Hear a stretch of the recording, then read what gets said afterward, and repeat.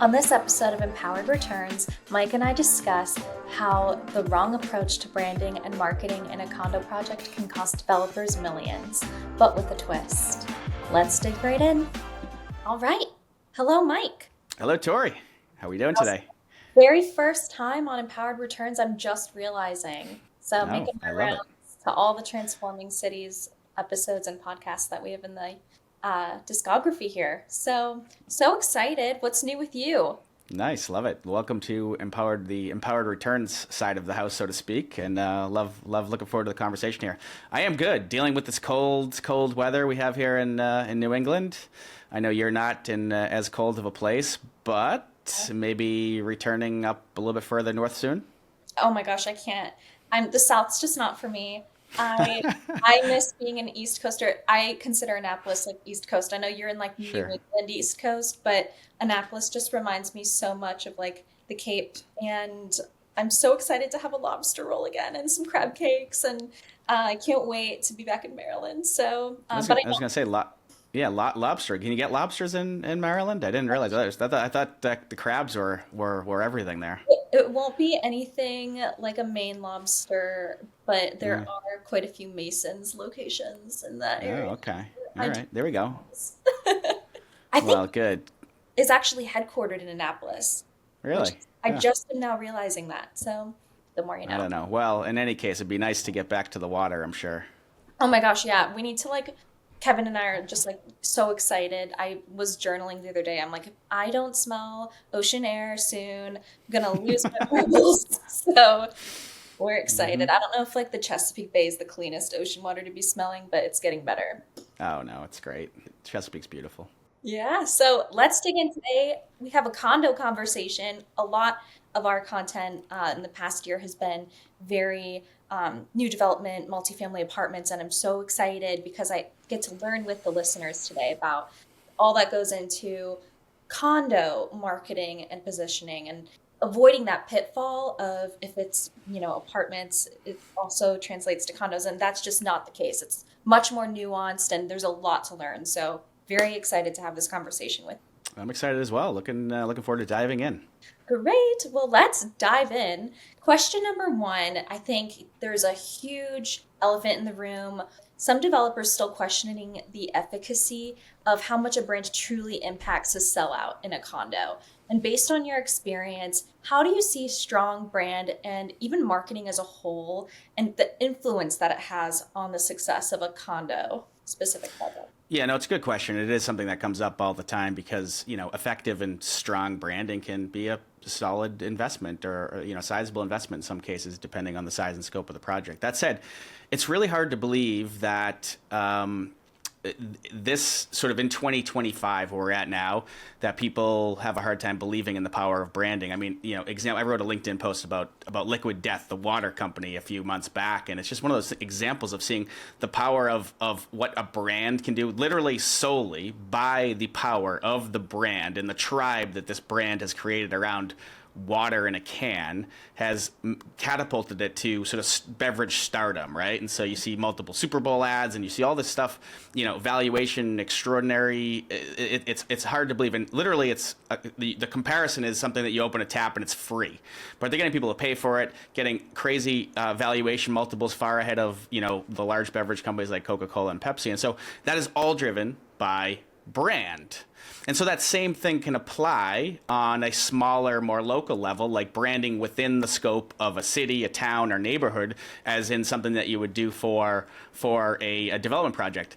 But if you can create a brand that is resonating for the target audience that you're attracting, it can absolutely accelerate sales, help increase sales prices, help create a better experience for the buyers and have them more likely to buy and be happy there. It's just super clear. We've seen it time and time again by developing an effective brand. But we can probably touch on this too. I think the key part is it's not just a logo that you throw away and call it a brand. It's actually creating a brand that matters. Absolutely. And Liquid Death is definitely having a successful year with those Super Bowl commercials. They were good. And, you think a lot about brand and that pitfall of like, I can just buy a logo for cheap and name the building, whatever. But I think it's human nature. People want to live in a place that feel connected to. And that is something that really comes into play with positioning. And I know we've talked at length about positioning in the past. So, Mike, why do you think developers focus so much on branding? If they focus on branding, I think that's like, Hmm. a great opportunity. But, when there's really clear need that you have to have a strong positioning as well. Like you can't have one without the other, or so it seems like it's just not going to work. Well, right. I mean, that's the key thing, right? I think the reason why there's not enough investment or time thought about actually branding that matters is because people perceive brand as a logo or as a colorway or as a script or a copy or some things like that. But that's not what it is at all. Really, a brand is strategic. It comes from strategic positioning, and which means, what is the value proposition you're delivering to those people who are going to buy? What is the differentiation in the market that is going to cause people to buy at this project versus another project? What is your target audience, and how does this brand and make them feel about the project? How does it mitigate the buyer's risk from saying, I want to make a decision here in pre-construction?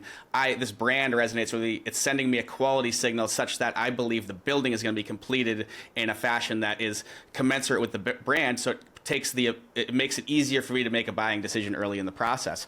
But that's not just a logo from like 99 Designs. That's not just a couple of colors on a website in a single in a brochure that's got some neat squiggles on it. It's got nothing to do with that at all. It's really about the strategy that you're creating to differentiate that property in the market. And if you don't start from there, yeah, it's right. You're wasting money on brand. If you don't start from that sort of key piece of differentiation and how does it make people feel, then it is a waste of money. But if you do it right and think about those things from the start, about what is your strategy to delivering this product to the market in a differentiated way, that is branding. I never thought of it that way because, you know, when you're selling a condo, you really do depend on those showrooms, I imagine, because the runway is so much longer in pre-sales than it usually is in pre-leasing. Not to make this whole episode about pre-leasing, but just drawing from that sales aspect of it, I feel like that sounds like it's much more of an effective assist in connecting with your buyers and getting the story across and having something tangible they can take home with them, like a well done brochure and maybe a purchase gift. I don't know the exact terminology, but just huge light bulb moment right there, hearing you say that. Yeah, That, totally. I mean, I think that's no, absolutely. You're right. That's the key aspect as well, is where again the brand is not just the logo; it's about the whole experience, right? And so if you can relate that positioning and the strategy to the whole experience, all the way, from on-site appointments to tours to how the sales gallery or model unit is merchandised, all of this stuff can make this experience a whole lot easier for people to buy into, right? And similarly, obviously your background is much more extensive on the multifamily side, which is awesome. So it's very similar, except you're asking people in the purchase mode, in the for sale condo development mode, to make a much larger decision, right? We're talking about hundreds of thousands or millions of dollars of a decision, as opposed to 12 months of rent, which actually is a big decision these days too, given the rents that are expected to. So both, and that's why you're seeing a lot of the importance of brand in both arenas, but certainly for a condo purchasing decision, it's so critical.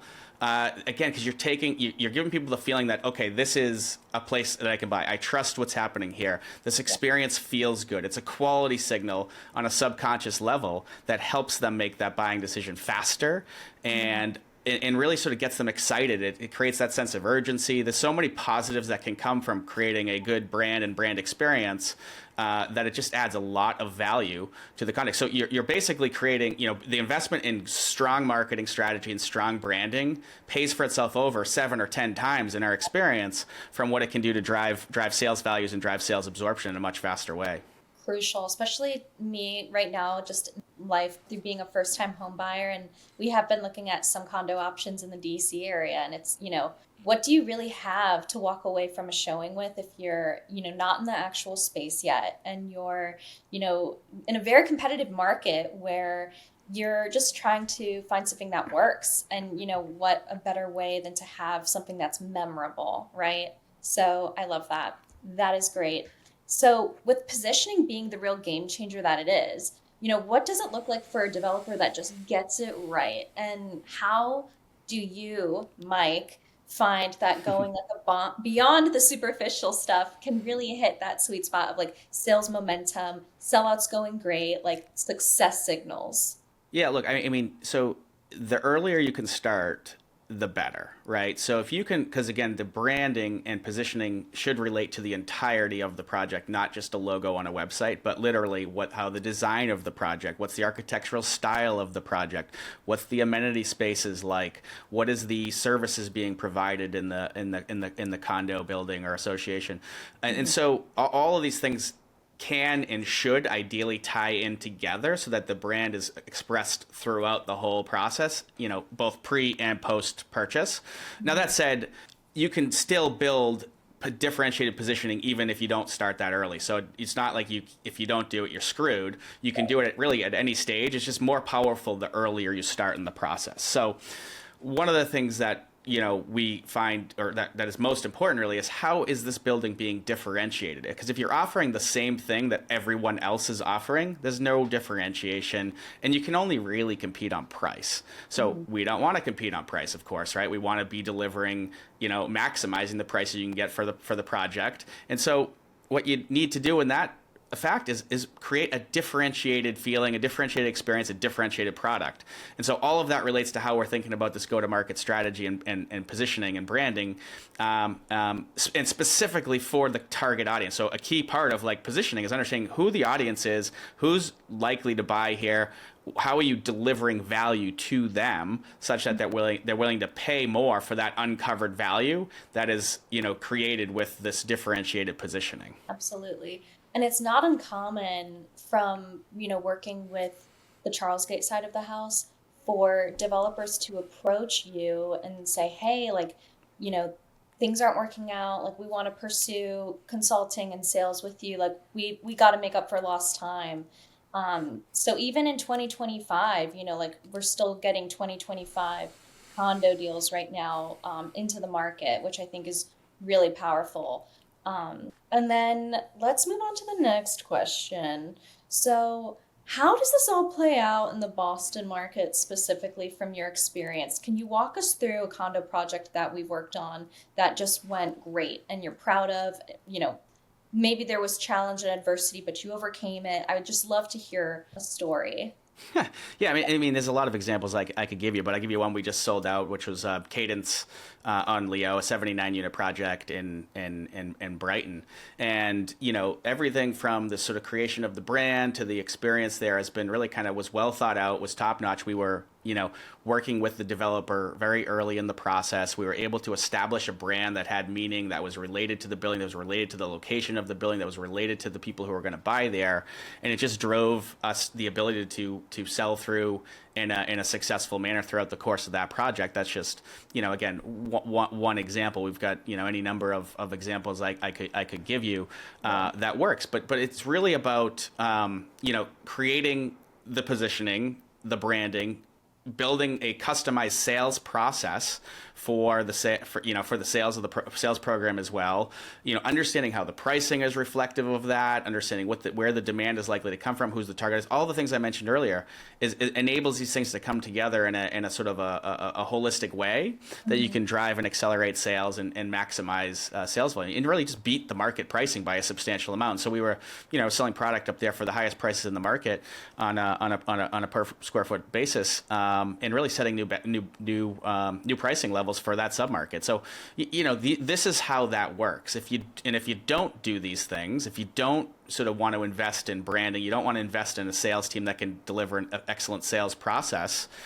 You're going to just be the market. You're not going to make the market for your project. Absolutely. And there's so much that has to go right, it sounds like, for a condo to be successful because it is a cutthroat market.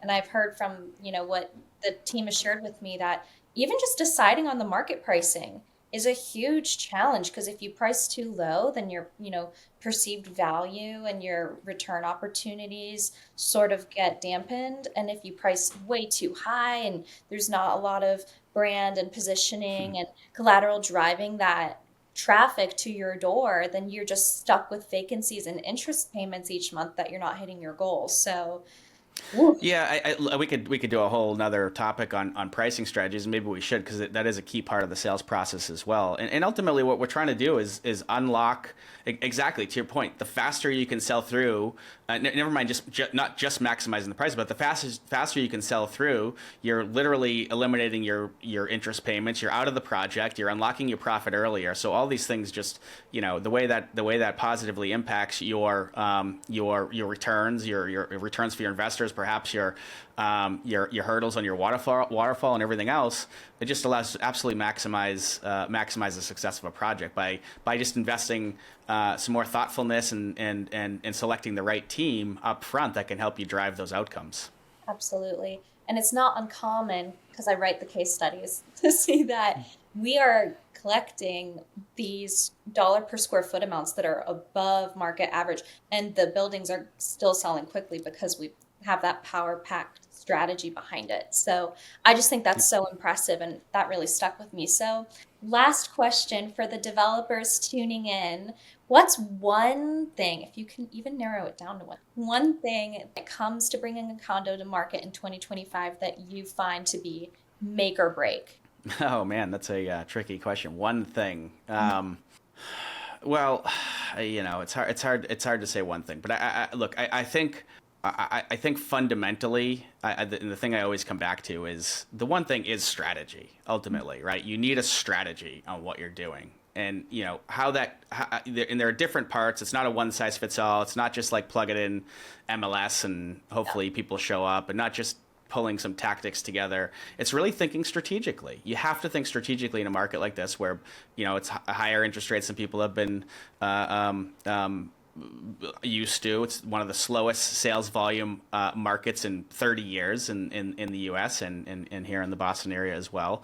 And so all of these factors means you got to be creative, you got to think holistically, and you got to start with strategy, right? And so every project of different sizes has different budgets, have different constraints. And so, creating the ideal right strategy for the project, given the constraints, given the budget, given the size, given the location, it is really the key element. And so it's not just one thing for any project. It's really just really thinking critically, thinking strategically about what's the best way to deliver this project to market, to maximize the sale values and to accelerate the sellouts as fast as possible, such that you're achieving the best outcomes. So I know that's probably a little bit not quite the answer you were hoping for, Tori, but that's literally the thing is Yeah. thinking strategically, which I think is not done in 99% of the times.